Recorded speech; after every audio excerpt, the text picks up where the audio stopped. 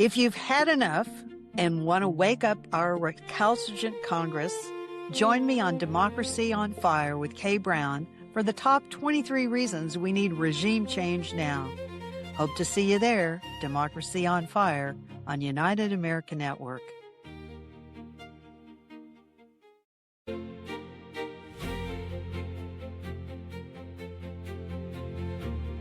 Hello, and welcome to Democracy on Fire. Attacks on transgender individuals are increasing, and today we'll be looking at what Trump and MAGA have done and are doing to enshrine discrimination against transgender people throughout our laws, policies, schools, hospitals, really through all of society. They are blatantly fanning the flames of transphobia. My guest is Mia Hutchinson, the Community Engagement Manager at Transgender Health and Wellness Center. She's a dedicated advocate for the protection and advancement of transgender rights. She works to expand visibility, safety, and equity for transgender and gender-diverse communities. In addition to her advocacy work, Mia is a Palm Springs-based performer who uses her platform to elevate conversations around trans visibility and community empowerment. Thank you so much for joining me, Mia. I'm looking forward to getting your insights. Yes, thank you so much for having me, Kay. I really appreciate the opportunity to share this information about what's going on for attacking our community. Great. Thank you so much. I understand that you are a transgender woman. Tell me a little bit about your experience. What was it like to go through that transition? I am a trans woman. My pronouns are she, her.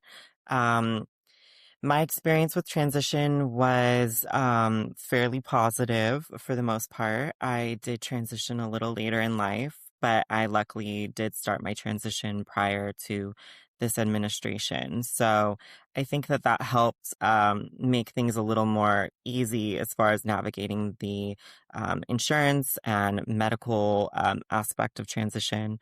I also do think that at the beginning of my transition, I felt that the social aspect was a lot easier too. It's intensified with this administration, where I do feel like there's a change in the kind of air as far as how you're treated as a trans person. Tell me about the Transgender Health and Wellness Center and your role there.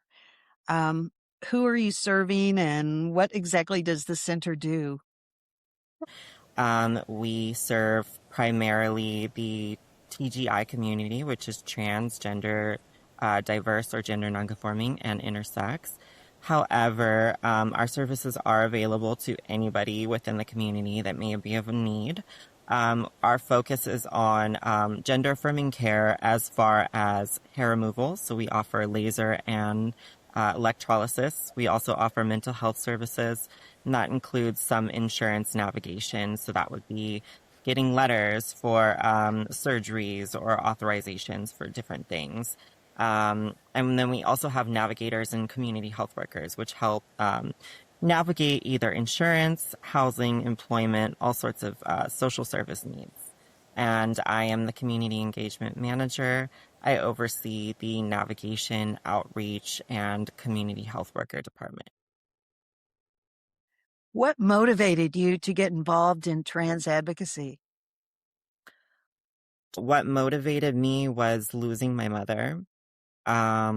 She passed away and my whole life changed. So I recognized that I needed to connect to something bigger and more important. And I really needed community and structure at that time too, because I had lost such a significant family member. When I first got started, I didn't think that it would lead to as much advocacy and as much passion as I have today. Can you can you explain what transgender identity is and how common is it that someone perceives themselves to be a different gender than what they were assigned at birth? Yeah, of course. So transgender identity in general refers to when your gender identity does not match the sex assigned at birth. Um, Transgender also includes, typically, we include TGI as part of that population because so many of us have similar experiences either socially or medically. And that would be transgender, gender nonconforming, or intersex. A lot of us have to navigate the same medical field or go through the same processes in order to kind of transition our gender. Trans people only make up about 1% of the population, so we're not a huge, significant portion of the population. However, we do exist. We have historically always existed. I think that medical transition is kind of what we think about nowadays, which is obviously something newer. But the concept of gender nonconforming people and intersex bodies, those have existed since the dawn of time. Let's talk a bit about how the Trump administration is waging war on trans people. In a presentation I heard you give recently, you listed a number of policy and legal things that were going on. Let's go through some of those. Let's talk about the executive order that Trump issued when he first took office. Yes, absolutely. So the executive order you're referring to is Executive Order 14168. And that order essentially erased transgender as a definition and replaced it with gender ideology. So, in a sense, transgender people no longer exist legally under this executive order. We are an ideology, and it is now kind of being positioned that that ideology is threatening to the administration and to the powers that be, essentially. But we've seen that executive order then be taken and pushed further because now anything that is related to transgender or gender ideology, as it's labeled by this administration, is no longer allowed to get federal funding of any sorts. That's affected our housing funding significantly. We lost a significant amount of money that was not only helping the trans community, but also the cis population. We help anyone in need, but because our organization is the Transgender Health and Wellness Center and trans is in our name, we were affected by Executive Order 14168. Did they cut out money that used to be going to transgender people or LGBTQ people for housing? Correct. We have seen federal funding in regards to housing being cut completely. We've even seen funding for HIV and AIDS related projects get cut significantly. That also has affected housing significantly when it comes to the LGBT population. And unfortunately, it hasn't just stopped at housing. Order 14168 has started to kind of be applied in other ways. We see attacks on youth. We're starting to see attacks on or potential risks of loss of medical access. We're seeing a lot of complications with name and gender changes, passports, all sorts of issues. So it's not just the housing that this has affected, it's affected trans people's lives significantly. So you mentioned passports. Let's just think about that for a moment. The situation is that now passports cannot, or they must be either male or female, is my understanding. Is that correct? Correct. And So they must be how either does that male. affect people's international travel in particular? Yeah, so they must be either male or female, so this completely eliminates non-binary identifying gender marker. But it also is not just male or female determined by your gender identity. It is based upon sex assigned at birth. A lot of people who are requesting name and gender changes after the administration, there's really no way for them to change their sex gender marker at the federal level. Whereas previously we were able to update our gender marker with the Social Security Administration, therefore making it a little easier for passports and all of that to be aligned with our gender identity. The issue now is that, particularly if we have trans people that have updated gender markers on their state identification, but their passport does not match, there can be a lot of issues with travel. We're also seeing people who have previously had their gender marker updated to reflect their gender identity, and now passports have been reissued with their sex assigned at birth. So that's another kind of issue that's also coming up. And again, it really limits travel for trans people because it's a safety issue. When your identification documents do not match, you are at risk of all sorts of issues from legal to just social safety, being in public, those sorts of things. I understand that Kansas recently or a few years ago passed a bill that is quite restrictive and does a lot of things that are undesirable from your point of view. Can you talk a little bit about that bill and what the implications of it are and how that is spreading into other states? Absolutely. So, Kansas passed SB 244, which was a bill that automatically changed trans people's identification, their driver's license, back to their sex assigned at birth. It revoked their current licenses, which had their correct gender identity on them. And they are being forcibly replaced with sex assigned at birth. The complication there in this whole thing is, of course, by immediately revoking these driver's license, it makes it illegal for them to drive with those licenses. Additionally, we have worries of voter issues, actually, because you do need identification in order to vote. So we're kind of seeing it as a larger threat, I think, than just at the level of like not being able to drive. It's a threat to also travel. This is taking it another step beyond the passport issue, because if people don't even have a driver's license, it limits their travel even further. This is something to be taken seriously because this could be replicated in other states that have similar positions on trans rights. And what kind of penalties were part of that law?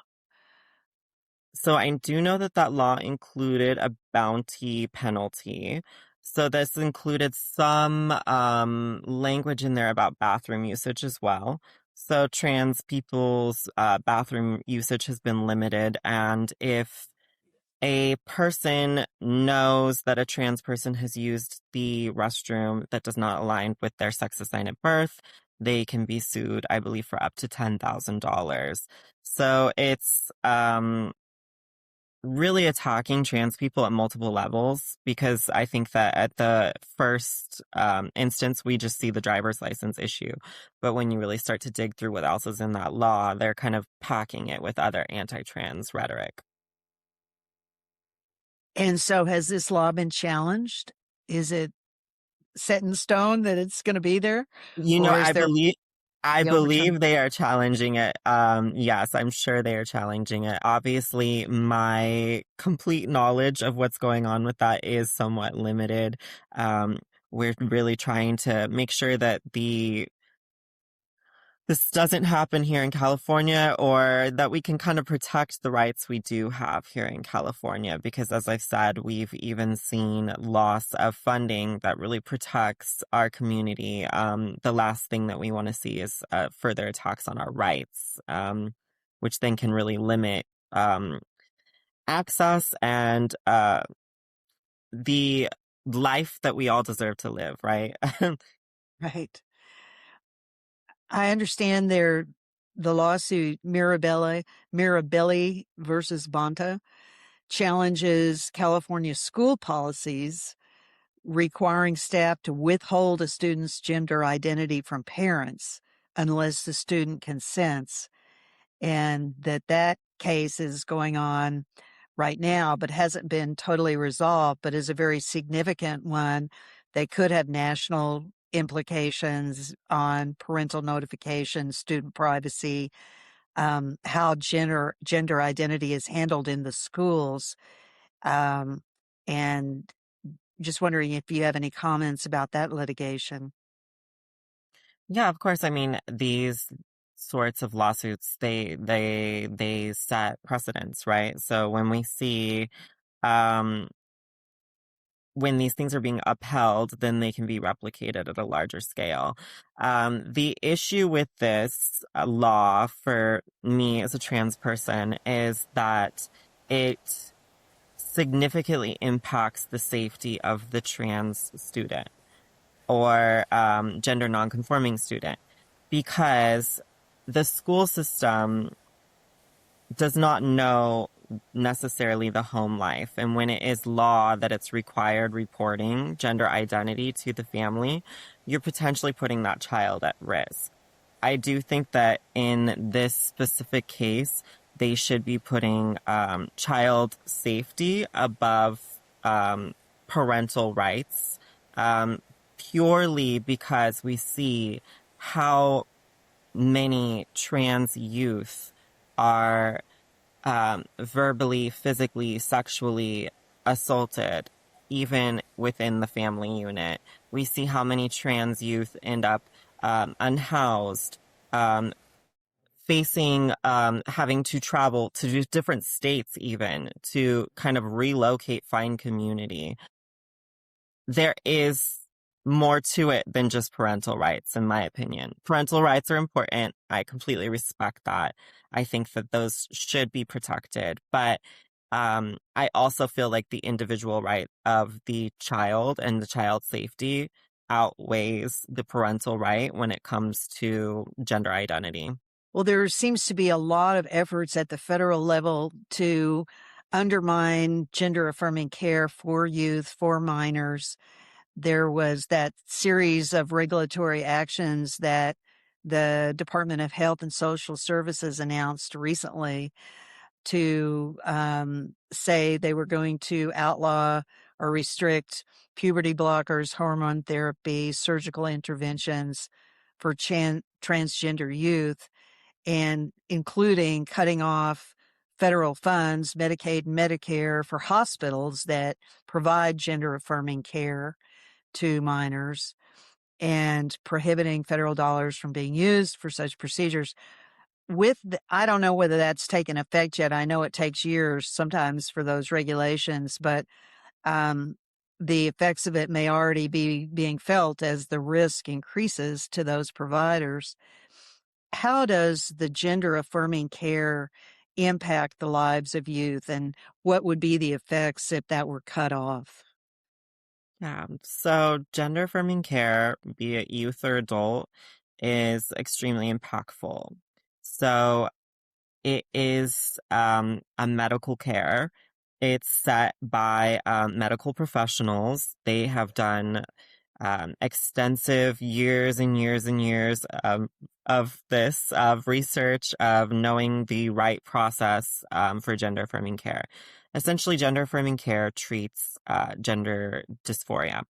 And gender dysphoria is something that often trans people experience, which is associated with your body and your sex assigned at birth not really aligning with your gender identity. So it causes some, as I say, dysphoria, which is related to issues of, depression, anxiety, stress, all of those things. So essentially, it's a mental health um, care as well to make sure that we are taking care of trans people making sure that they can live the fullest lives possible. Part of that is making sure that they have access to mental health care. And as trans people, gender affirming care is just part of our medical care process. We've seen significant improvements in mental health when we have access to gender affirming care. That is why it exists, because it actually does the job. Unfortunately, as we know, youth already struggle so much with mental health in regard to depression, stress, anxiety. Those are very common issues for youth. Those are very common issues associated with growth and adolescence and that period of life. How can allies best help support the trans community? I think that allies can best support the trans community by truly being our voice in maybe situations that we aren't present in. It's, like I said, we're only about 1% of the population, right? But what do we hear constantly? Anti-trans rhetoric on the news, all this legislation, all these things that are around us. So much talk about transgender identity. I think that allies, if they could be a voice for trans people, advocate for them, educate other people about what the trans experience is, maybe educate how these laws are affecting the trans community, go to these maybe political rallies or meet politicians, meet people who are running for office and tell them how important trans rights are to you as a cisgendered ally. Because I will be frank, most trans people do not have access to that world, and they never will. And it's very important for allies to truly use their privilege, their platform, their access to better all of us. Because at the end of the day, this is about trans rights, but we should be protecting equal rights for all. That's what should be something that's on all of our minds as Americans. We should be protecting equal rights. That's what it's really about. Our struggle is your struggle. So if we can get allies to see that, I think that it would do so much for our community. It would heal so much that of the damage that has been done by others. And I think it would really be that olive branch that our community needs in this time that is so uncertain. Thank you so much, Mia, for your insights and your comments. I agree with you. Our transgender neighbors are just the tip of the spear that Trump and MAGA intend to come after. And they are using discrimination against transgender youth and individuals as a starting point for broader discrimination against all LGBTQ plus people. And after that, they'll move on to non-white people and non-Christians and uppity women and whoever else doesn't agree with them. So let's not be silent. And among those who look back and say, they came for my neighbor and I did nothing, we need to speak out. Transgender lives matter. Transgender individuals should receive equal rights, full rights and benefits, and be treated with respect and compassion. Well, thanks for listening and for staying engaged in a moment that demands it. And please remember to hit that like or subscribe button so you'll never miss an episode of Democracy on Fire. Find us on United America Network.